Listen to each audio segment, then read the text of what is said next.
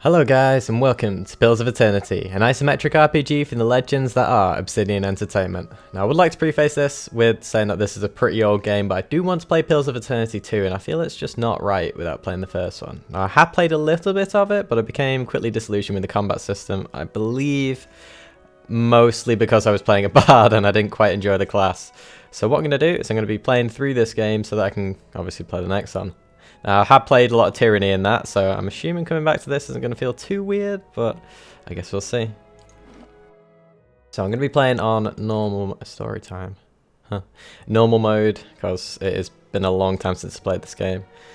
If I remember correctly, the combat was rather sort of, you could go into a combat one time and get absolutely destroyed, and the next you could go in and absolutely breeze it, because obviously, you know, the way stuff changed, especially with spells like silence and things like that. It'd rather be difficult doing expert mode or trial of iron. But yeah, just normal mode.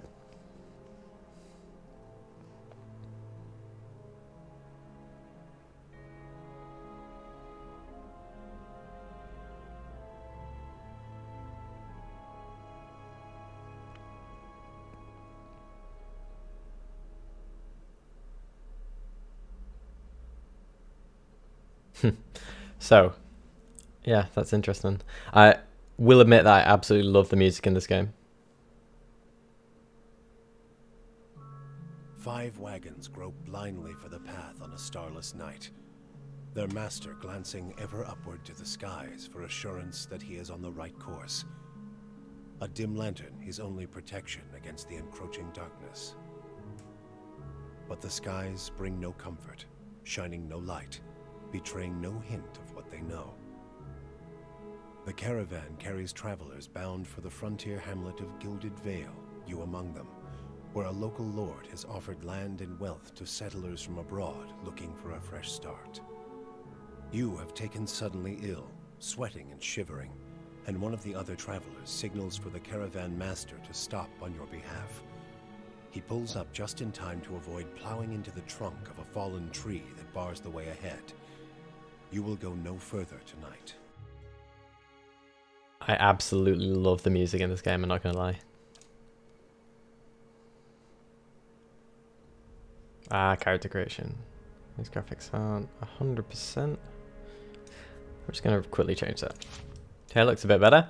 Right, so now we get to choose all these details. So, I guess there's a lot to go into.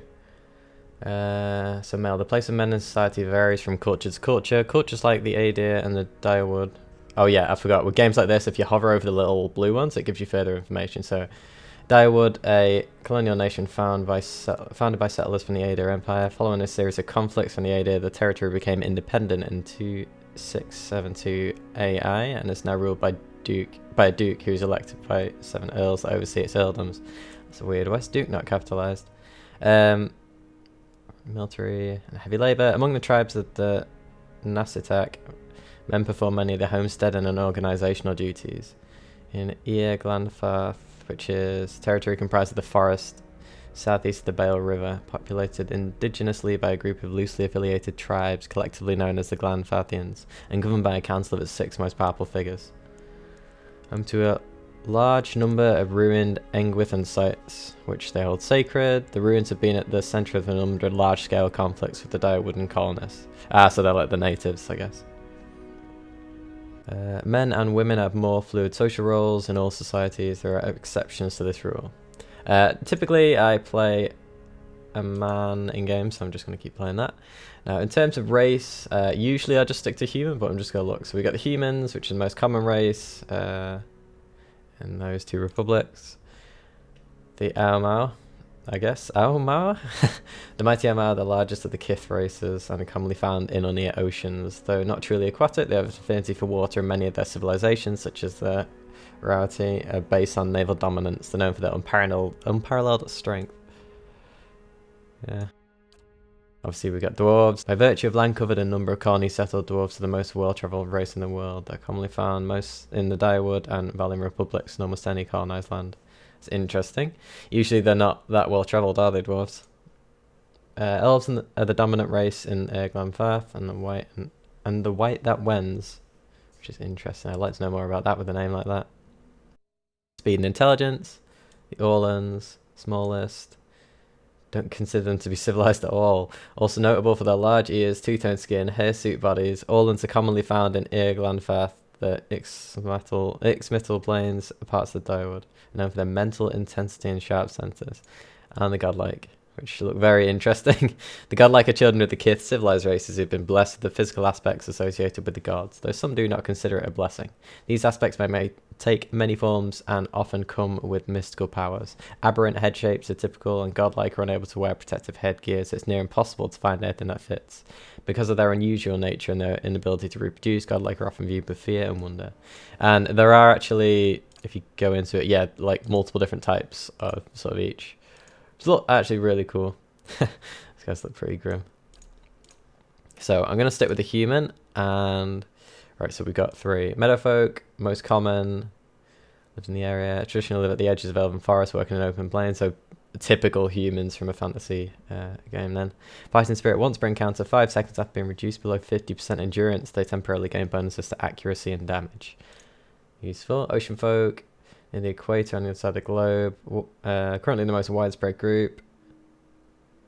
And I got the same fighting spirit. Savannah folk, from south of the equator. Remain in the same location, so generally these are the least travelled then. Easy seen in Dyrwood. I think I'm going to go fairly vanilla for this, so let's go Meadowfolk. Class. Now, last time I chose to be a... it's not a bard, it's a chanter in this. Which is nice, but I don't think it's something that I want to play the second time through. Now, I really enjoyed Mage in Tyranny, which I absolutely played the hell out of. So I'm probably going to play a Wizard in this as well. Wow, those are some weird looking robes. Masters of academic magic, wizards are the students of arcane traditions that stretch back beyond the boundaries of recorded history. They're a highly organised group. Huh, that's unusual. Often forming academies or guilds devoted to research. Many accomplished wizards eventually become known for their eccentricity, their egos, their unquenchable interest in all things arcane and occult. Well, I do have an unquenchable interest. Are there any other interesting classes? A Cypher, what do you do? Mind hunters have the ability to directly contact and manipulate other person's soul and psyche using an ally's or enemy's essence as the focus for their magic. Other than that, I think it's all relatively, you know, familiar to pretty much anyone who'd have any knowledge of fantasy games. So let's go for the next one then. Right, so wizards have access to a variety of offensive and personal defense spells. Unlike priests and druids, wizards learn individual spells that they store in and cast directly from their grimoires, which is that. Grimoires can only hold 4 spells of each spell level, which motivates wizards to keep multiple grimoires for different needs. So I can just keep more than one book in my inventory then. Every 2 levels, wizards gain access to an additional set of spells. However, they can automatically learn one spell of any level they can access each time they advance. So that's, I guess, regardless of grimoires. Wizards also have the option of learning spells from grimoires they find or buy. Initially, their spells can be cast a limited number of times per rest, as wizards gain power initially. As wizards gain power, their weaker spells eventually shift to per encounter use. Okay. Right, so currently there are 8 levels of spells, and I only have the first, though. So I could choose the 4 spells from my grimoire, I guess. Let's have a look at some of these then. So Dazzling Lights, decreasing will, leaving them dazed. Dazed victims' accuracy is reduced by 10. Is that a lot? Can't really tell right now. Accuracy, it doesn't say what sort of the baseline, but I guess I'd find that out later. Chill Fog, freeze, damage blinded. Accuracy is reduced by 25. So yeah, I guess 10 isn't too bad then if being blind is reduced by 25. Blindness and freezing. AoE 15 seconds duration with a 2.5 meter radius.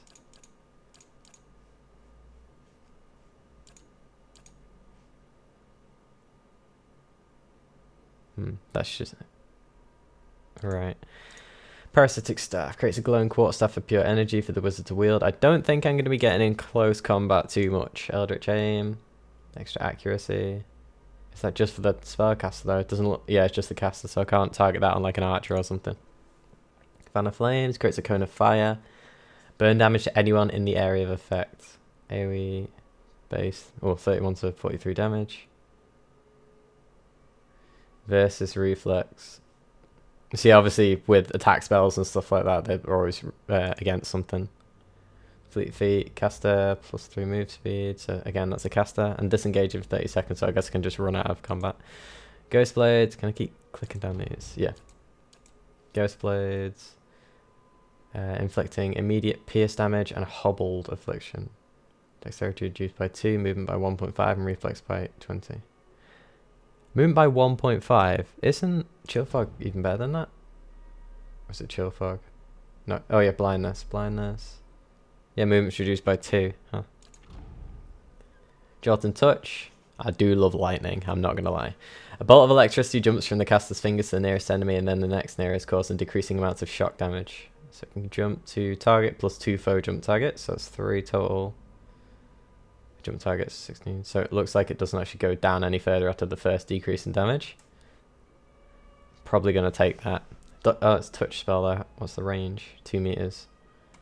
Not the best, but Kalikoth's Sunless Grasp. The caster's hands the caster's hands become so cold as to freeze what they touch. Does freeze damage to a target and reduces its accuracy. Again with the accuracy.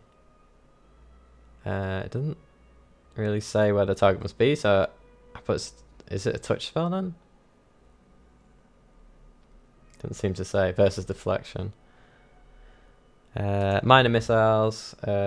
3 spell missiles that batter the target, inflicting crush or corrode damage. Why or? Guess corrode damage is good against armor. Which interrupts. Weakest. I'm not sure what that means. It does decent, I guess. It fires 3 projectiles for 12 to 22 compared to later Jolt and Touch, which is just 21 to 36. But I guess it does jump. What's the jump range actually? It doesn't really say. Oh, or is it just 2 meter jump? So is it I can cast it 2 meters and it just jumps and then jumps again for 2 meters? That might be it. Slicken. Coats the ground in a slick oil-like substance, inflicting knockdown on anyone in the area of effect.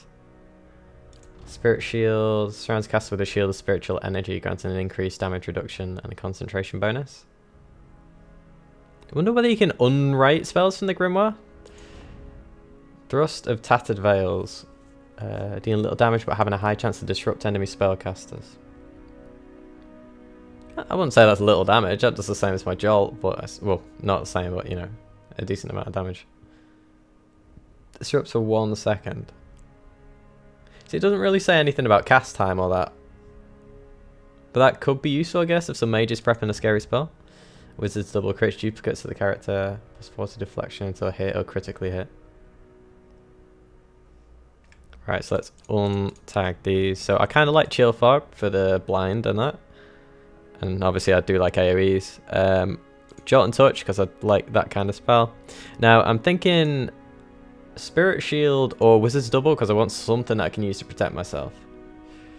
Now, seeing as -25 accuracy is like a major thing if you're blinded, I assume +40 deflection is also really major. So I might just take Wizard's Double in that case. And now the last thing I'm going to take, so I have a couple of different things. Obviously I could take this so I can disrupt. Or I could take something which does more AoE damage. So I've got that which does hits multiple targets, that which is for defense. I've got that which also hits multiple targets.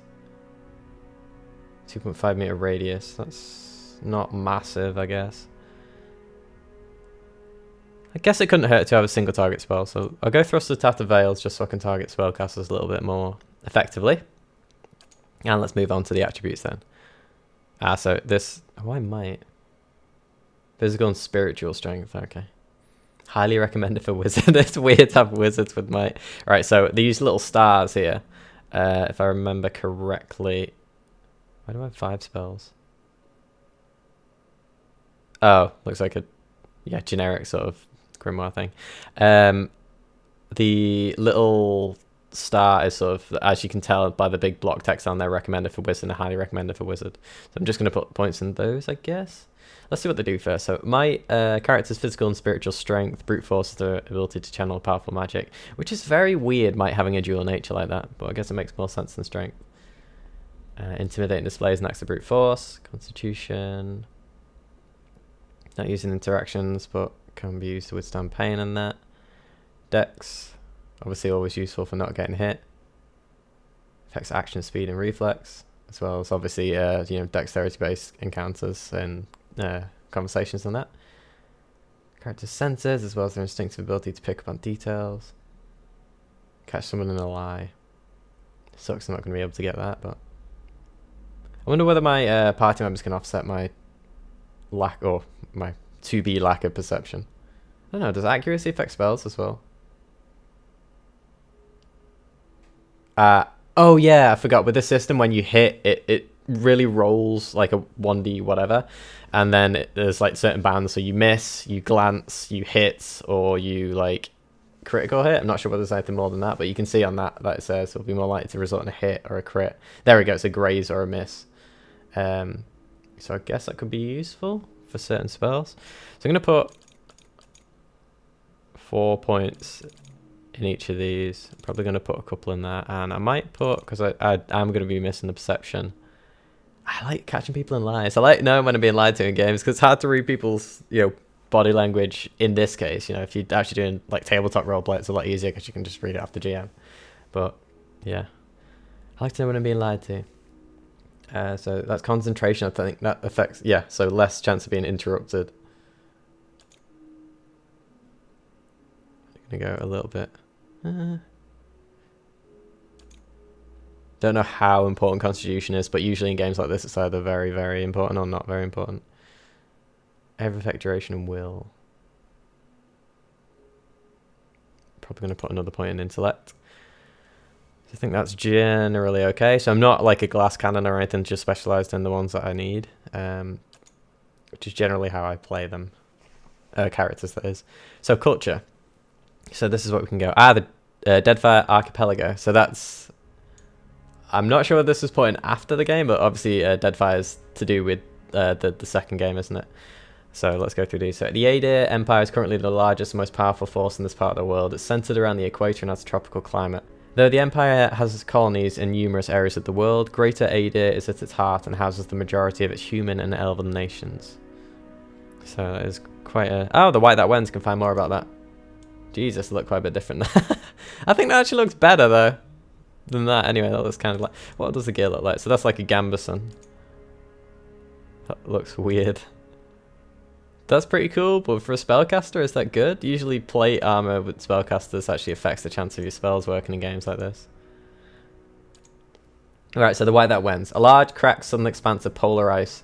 The White That Wends is home to pale elves and small colonies of daring explorers, outcasts, and adventurers. While virtually no plant life grows in the White, it's home to many hardy species of dangerous animals that forage the sea or prey upon each other to survive. Living Lands. Living Lands is the mountainous region of a large northern island renowned for its diversity of plant and animal life. Its weather is unpredictable and its ecosystems vary dramatically from valley to valley. The Living Lands are home to an assortment of races in a variety of colonial and independent settlements. That's a rather interesting one. Virautai. Dominated by the Aomama nation... I'm not saying that right. Dominated by the Aomawa nation of Virautai, the Gulf itself is host to a number of nations. Most of these Aomawa, Orlan, or Dwarf. I hate saying that word. Though these countries are relatively young, they're some of the most advanced colonial settlements in the east. The Gulf is a land of riches and resources for those who can take them. Although the entire coast is often pummeled by violent storms. Old Valia. Once a crown jewel of the southern seas, Old Valia is now the crumbled remnants of an empire of warring merchant nations. Counting many humans and dwarves among their ranks, the Old Valian countries are still forces to be reckoned with, and are proud of their rich cultural heritage. Ixmital Plains. The Ixmital Plains. Located in the northeastern of Erglanfath, the Ixmital Plains are the large expanse of fertile savannas that are extensively farmed by human and Orlan residents. The Ixmital culture is one of the oldest in the world, though one of the least imperialistic, having spread out little over the past several thousand years. So, and the Deadfire Archipelago. Consisting of the nation of Nasatak, dozens of Aomawa settlements and hundreds of lawless pirate-infested islands that stretch along the southern sea. Deadfire is home to boreal dwarves, Aomawa, and a mixed variety of other races. Deadfire Archipelago is the last stop for anyone headed east. A multitude of monstrous sea creatures infest the ocean beyond, making travel virtually impossible. Now that's interesting. But I think I might go with the Living Lands, because I kind of like that whole, like, it's it sounds like something weird's going on if there's a lot of sort of dramatic weather ecosystems and that. That sounds pretty cool to be a place from. That, and it obviously also has +1 might, which can be useful as well.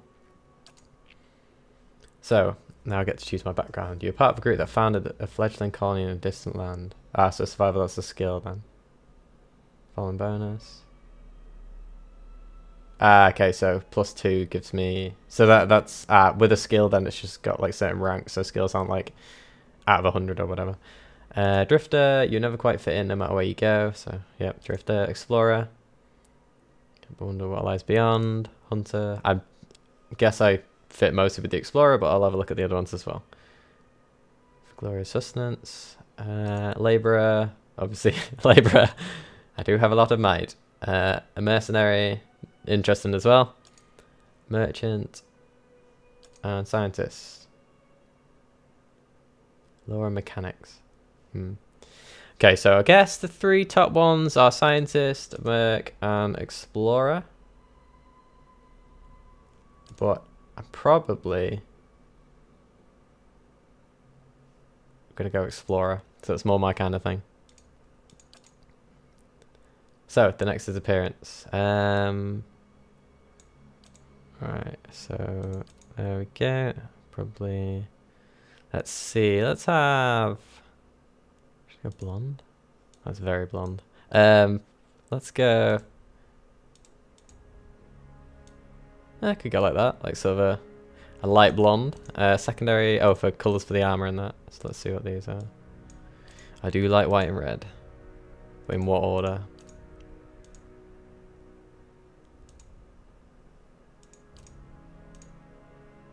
Yeah, I don't feel it quite matches in this game. Probably have like a leathery looking thing with red underneath, or white maybe. Looks a bit plain. Let's go with, yeah, let's go with red. Facial hair. I forget with the portraits. I think there's like a lot of portraits, but Jesus Christ. I mean, I'm a wizard, right? I guess I should have some sort of facial hair as the stereotype goes. Might go with that one. Head. I can't really make this out very well. I guess I should have done this before I did the facial hair, but yeah, I guess number 1's okay. So with the hair, that's a hell of a lion's mane going on right there. A mohawk.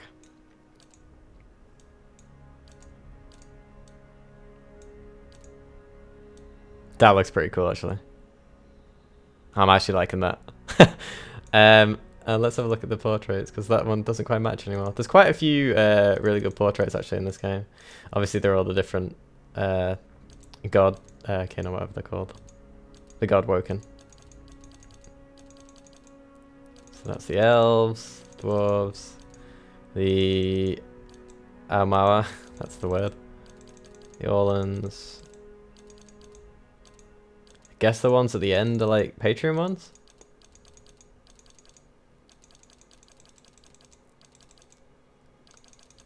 Alright, let's go back through these then. Oh, wow, that's near perfect, I guess.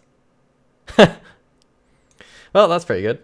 Let's just make sure there aren't any more. So that's 51, wasn't it? I think I had that. Well, these are my other one. I must admit, I do love helmets. But I don't think they quite match Wizard. Yeah, that was it. Alright, so there's not much I can do in appearance other than that, so that's fine. And voice. Sounds really weird for him. Let's see. Watch and learn. There's a smooth one. Bring them down. Okay, I don't think my mage is going to sound like that. Not a sound. I'm here. I'm flattered. I like that one. Let's go. Keeping quiet. Huh? Follow me. That's Liam, right? The voice actor. Let's go!